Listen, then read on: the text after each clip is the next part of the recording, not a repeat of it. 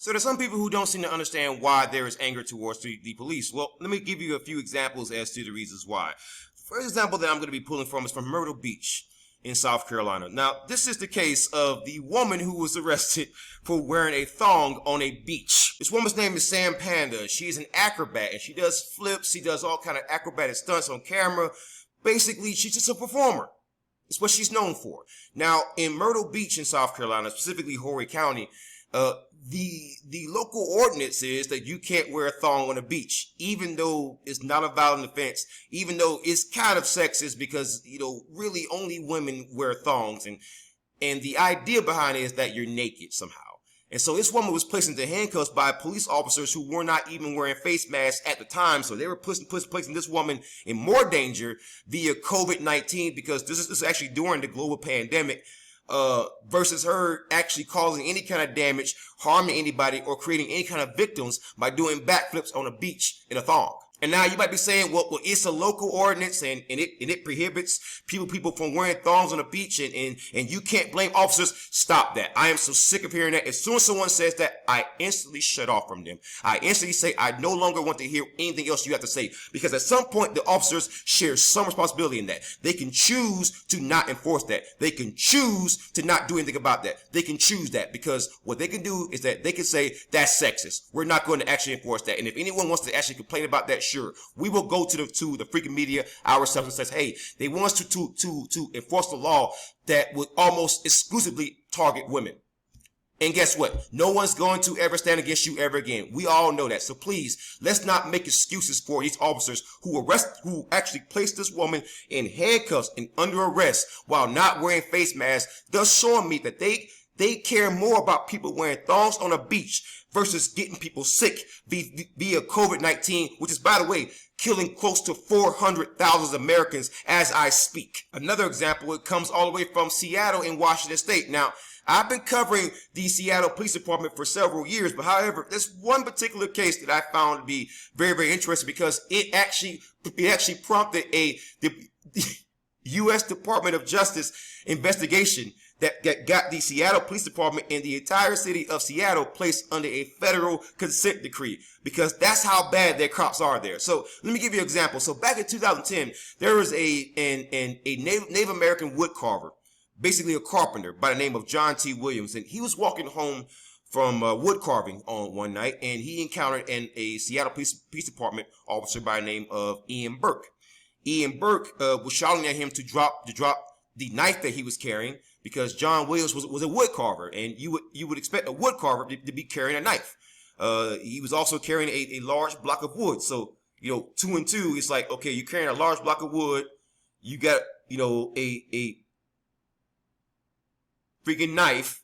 People are known to be wood carvers in Washington State. I can tell you that after being in the state. Yeah, people are known to do that here. It's a very, very common arts and craft here, especially among Native Americans. It's a part of their culture.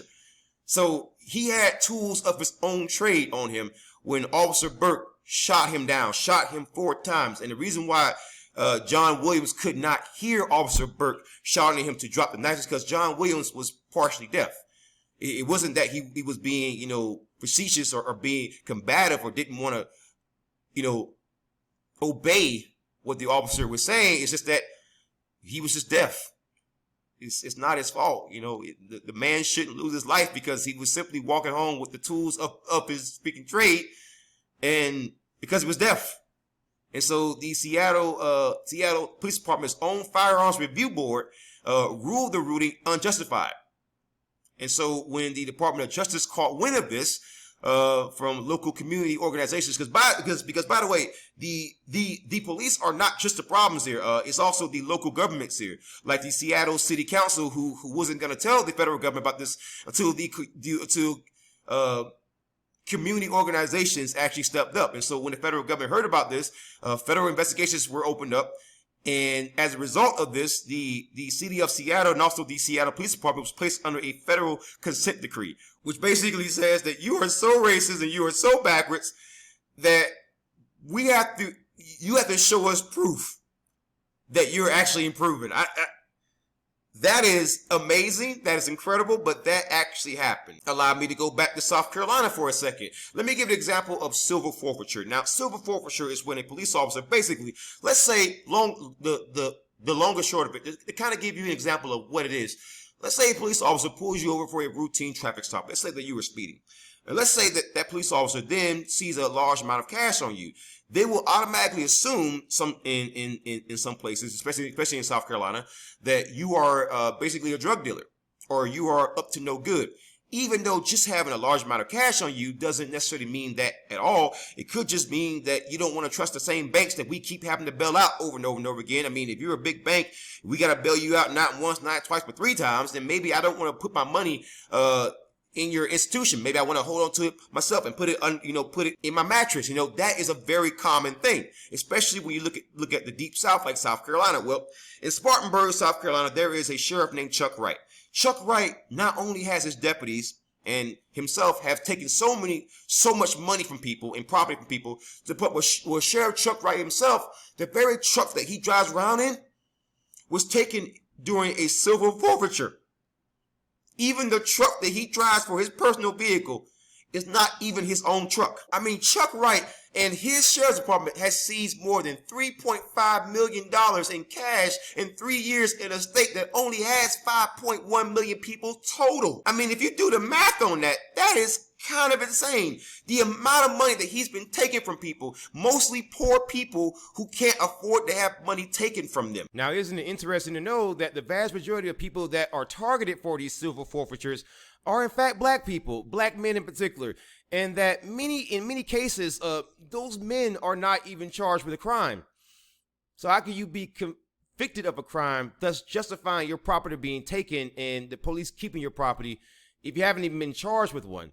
So Sheriff Chuck Wright has this straight up just stole stuff and just kept property, kept money, large sums of money, and he has faced lawsuits as a result of this. But I guess it is better to be a black person that had your property taken than to be a trans person and just simply walk into a restroom, because Sheriff Chuck Wright said that he would whip a trans woman for entering the women's restroom. Seriously, just physically assault this person. Now, so please tell me, how exactly does a trans person who might be in Spartanburg, South Carolina, why would they believe?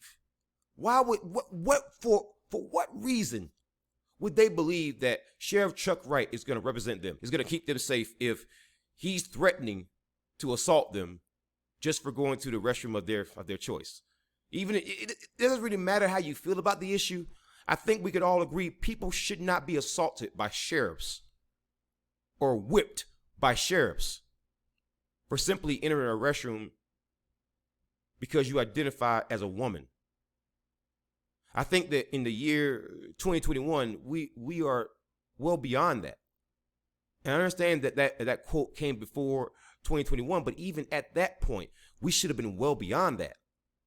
This man is a backwards, racist, transphobe nutcase, and people keep putting them in that position because they keep bootlicking so hard and they keep making so many excuses for cops, the same cops who are robbing them blind. And so basically what happens is you have the higher classes out there who are more likely to vote, and the lower classes who are black who are less likely to vote. And so you have a situation where you have people who are voting this man in to keep blacks down, because it doesn't really matter what you say. It's the results that he's giving.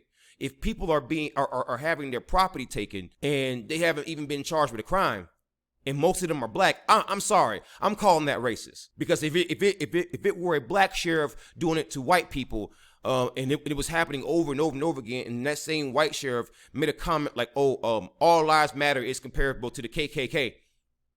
The same way that Sheriff Chuck Wright said that the NAACP is comparable to the KKK. I would think that the right, the MAGA, the Blue Lives Matter crowd, the All Lives Matter crowd, the Thin Blue Line people would all come out in full force. But all of a sudden, when it happens to a darkie, it's okay. Well, that's just the law. Well, the COVID restrictions are also just the law. So when you get locked up for it, I shouldn't have no kind of sympathy, right? None, right? Because remember, the Nazis were just following orders. Everybody was just following orders. You know, the reason why I don't accept that nonsense of that's just the law or that's just orders. When I was in combat, I was in Kandahar, Afghanistan. I met my best friend. His name was Jason Phillips. Jason is gay. This is before Don't Ask, Don't Tell was repealed. It's just 2010 and going into 2011. The entire unit that we deployed with discriminated against Jason and treated him like crap because he's gay. By regulation, I should have turned in Jason and turned on him. And every time that he had gay porn on this freaking laptop, I should have turned him in. Every time that he talked to me about being gay, I should have turned him in. By regulation, yes. Don't question me. By regulation, yes. But not only did I not do that, I roomed with him when nobody else would. I defended him when nobody else would. Because for the first time in my life, I felt that somebody else knew what it's like to be a nigga. So I stood up for that man, and we remained friends pretty much over 10 years later. So there goes your stupid ass, just following orders bullshit. Stop it. It's pathetic. Most of the country is tired of that shit. I am so sick of people making excuses for goddamn cops and just saying they're just following orders. Because if I was just following orders, I would have shitted on my best friend for being gay. So if anyone feels that way, fuck you and go fuck yourself. I gave you 3 perfectly good examples. 3 really good examples. Some of them you haven't even heard of before. One of them started a fucking federal investigation. Okay? In the same city that had Chaz and Chop. You remember that shit? The freaking autonomous zone? You had Seattle Police Department officers show up to the capital city protests on January 6th. Placed on administrative leave for that shit. Officers showing up to our nation's capital to go fucking riot. Never mind all the other issues throughout the whole year. Never mind all the other issues throughout all the years. So the one thing that I never want to hear again is, why are people upset with cops? Because if you ask that question, I'm going to assume that you're fucking stupid. And I'm going to treat you like you're fucking stupid.